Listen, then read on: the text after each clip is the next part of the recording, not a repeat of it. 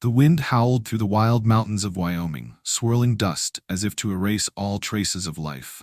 In the middle of that harsh land, a man stood alone on the wooden porch of a rustic brick house. Jonathan Hale, 42 years old, tall and lean, his face marked by time and loss. His dark blue eyes had lost their sparkle, leaving only a lingering gloom. 3 years ago, a vicious fever epidemic had taken away Emily, his beloved wife.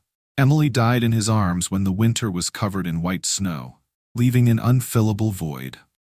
Since then, the house that had once been bustling with women's voices, the sound of spoons tapping pots in the morning, had become filled with only the whistling wind, the creaking of boards, and the surrounding darkness.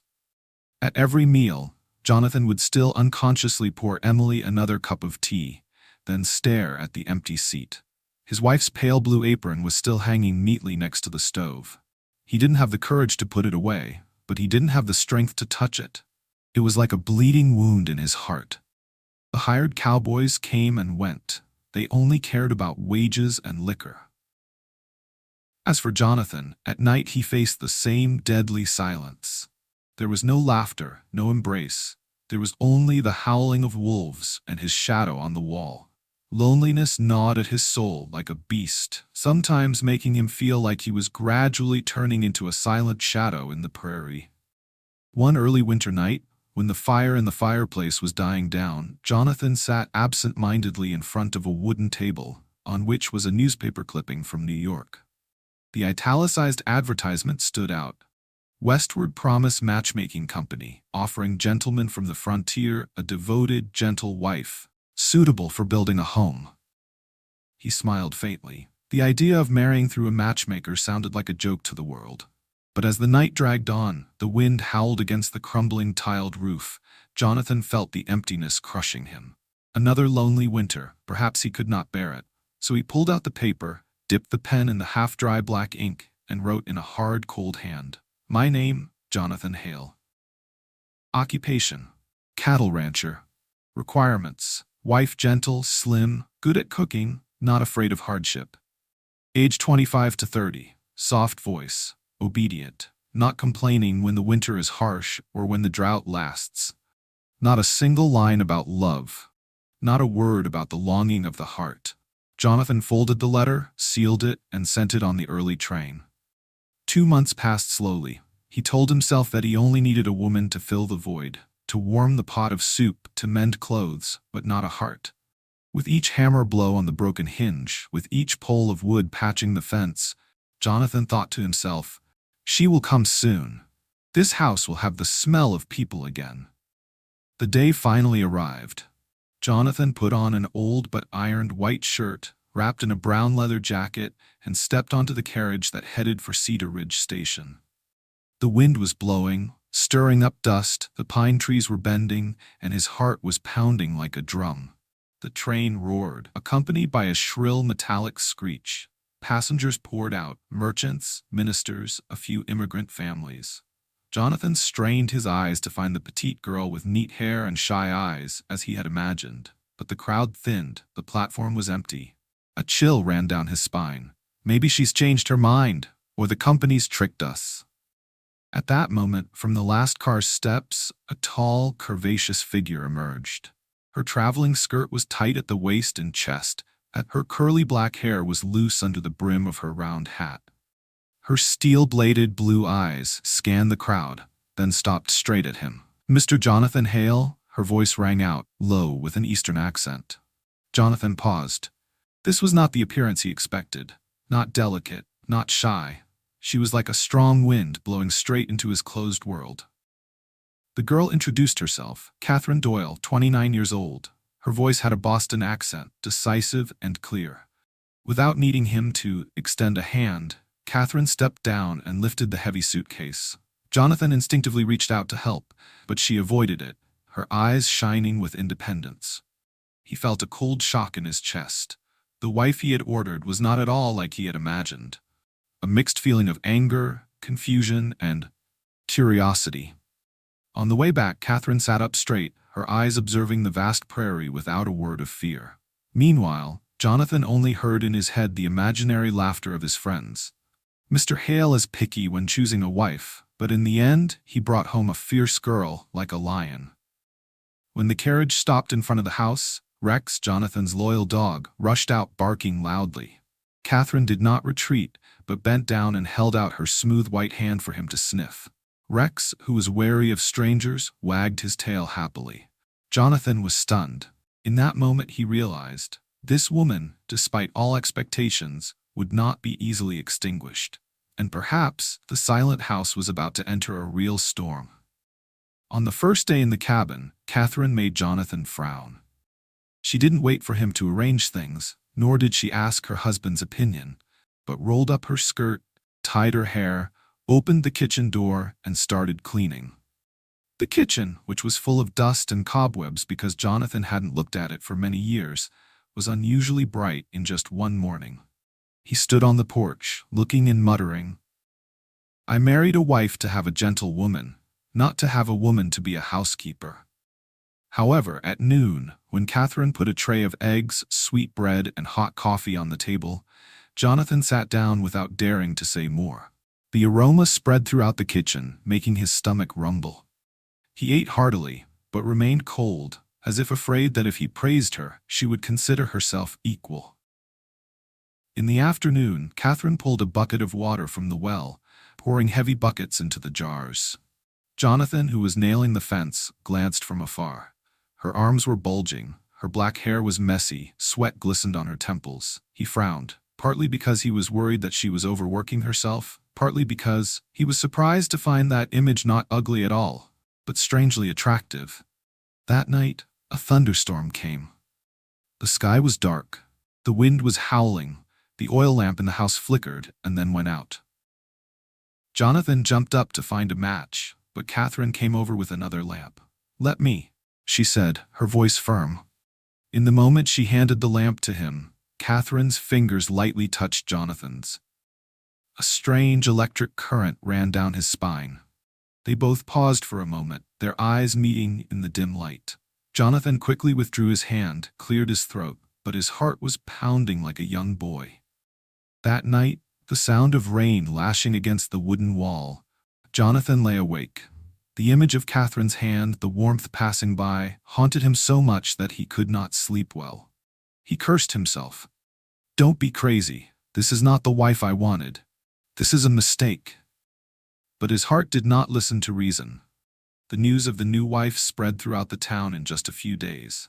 At the tavern, the cowboys whispered. Jonathan was picky when it came to choosing a wife, but he ended up with a big girl who beats her husband. The laughter rang out so loudly that Jonathan wanted to bury his face in the ground.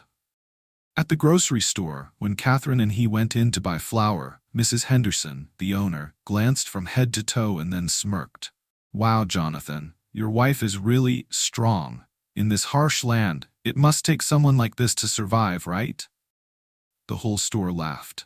Jonathan's face was hot. Before he could react, Catherine stepped forward, her head held high, her eyes shining. "Mrs. Henderson, I have always believed that every woman was created to carry the burden of life that God gave her. My body is like this, which means I am strong enough to stand firm in this harsh land. And you, do you have the strength to draw water from the well every day?" The air was dead silent. Mrs. Henderson choked, her face red. The crowd laughed, but this time it was aimed at the humiliation of the shopkeeper. Jonathan was stunned. He did not expect Catherine to be able to respond so sharply. In that moment, he saw in her a strange strength, proud, confident, unyielding, and that made him both ashamed and unconsciously attracted. On the way back, Jonathan was silent.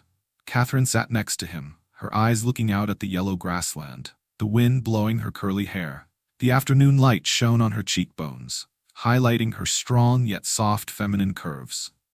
Jonathan suddenly wanted to say thank you, but his pride stopped him. He just tightened his grip on the reins, his eyes looking straight ahead, his heart in turmoil. "This woman is like no other. She makes me lose control." That night, while Catherine lit the stove, Jonathan stood on the porch, watching the firelight coming through the window. In the kitchen, Catherine's silhouette was printed on the wall. Tall but soft, her hair loose, moving rhythmically as she stirred the soup.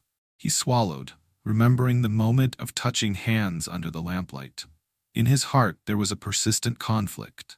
Reason stubbornly denied, while his heart was silently conquered.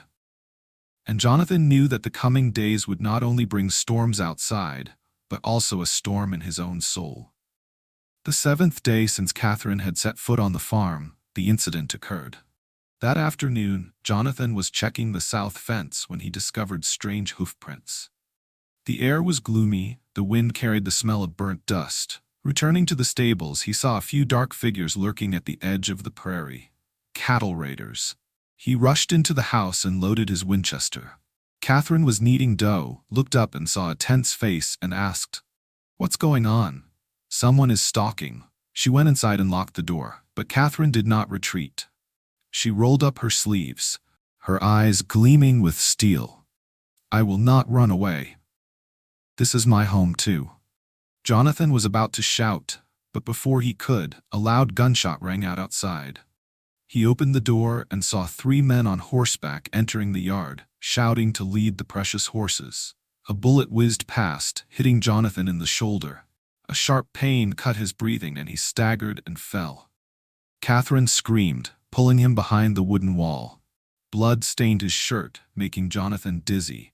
But Catherine held him tight, her hands trembling as she tore her husband's shirt to reveal the wound. Her smooth white hands quickly turned red. Without thinking, she bent down, pressing the rough cloth against his shoulder. Her body pressed close, her rapid breath fanning Jonathan's cheek. In the moment of blood and gunpowder, Jonathan saw every curve of Catherine's face, every strand of her black hair tangled with sweat. A strange feeling welled up, both pain and desire. Out in the yard, the bandits shouted, "Hand over the horses, and you will live." Jonathan struggled to sit up, raising his gun, but his arm was shaking. Catherine snatched the shotgun hanging on the wall, her eyes blazing. She pushed the door open, stepped onto the porch, her voice booming like thunder. "One more step, and you will know who I am." The bandits laughed, but when she fired a warning shot, the bullet grazed the brim of the leader's hat, and they stopped. Catherine's determination made them confused. The leader roared, returning fire. The bullet hit the porch pillar, the wood splintering. Jonathan, despite the pain, still tried to stand up, fired a few more shots. The two, a wounded man and a fiery woman, stood shoulder to shoulder against danger. After a few rounds of gunfire, the bandits lost their nerve, cursed and ran away, leaving the yard filled with gun smoke. In the heavy silence after the fight, Catherine turned back. Her face paled when she saw Jonathan sitting down, blood dripping down his waist. She rushed forward, kneeling, her hands shaking but moving decisively. "You have to let me handle it, or you will lose blood." Jonathan gasped, his teeth clenched, but he still nodded. Catherine took a towel, dipped it in hot water, and cleaned the wound. When she leaned closer, her loose hair touched his neck, the scent mixed with sweat spreading, making Jonathan shiver. He tried to avoid looking, but Catherine's blue eyes, shining brightly in the oil lamp, made him unable to look away. Every time she pressed the bandage, her full chest accidentally brushed against his shoulder. Jonathan's heart pounded wildly, not sure if it was from the pain or something else. Catherine whispered, "You're such a fool. I almost lost my life." Her voice trembled, but her eyes sparkled with genuine concern. Jonathan wanted to argue, to keep his distance, but instead he just softly replied, "You saved me." At that moment, both of them were silent. The wind outside was howling, but in the small kitchen their breaths mingled. Catherine sat close by, her hands still pressed tightly against his shoulders to stop the bleeding. Jonathan suddenly realized that he did not want her to leave. That night, Jonathan rested on the couch, bandages tightly wrapped around his shoulders. Catherine sat beside him, occasionally adjusting the warm towel, occasionally touching him to make sure the blood did not seep out anymore. In the flickering firelight, the shadows of the two overlapped on the wall, a proud man defeated and a strong woman protecting him.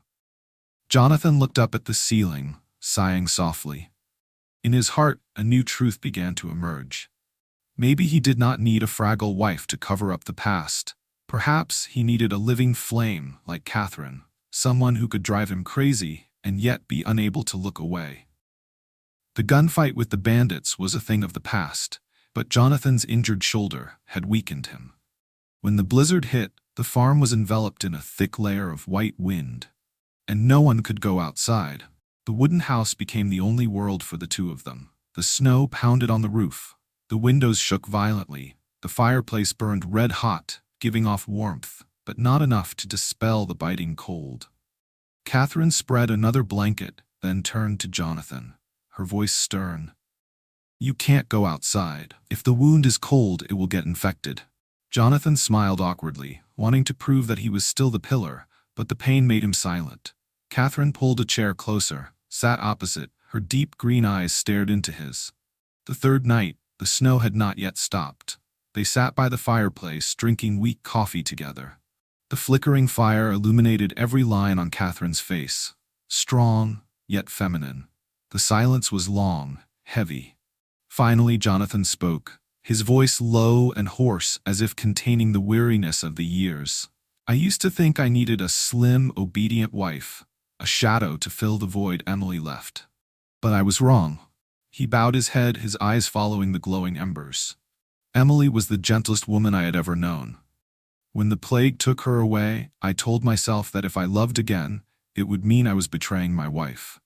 I built a wall around my heart, leaving the house and myself empty. I no longer dared to believe that I could love again." Catherine put down her cup, her hands shaking slightly, but her voice was firm.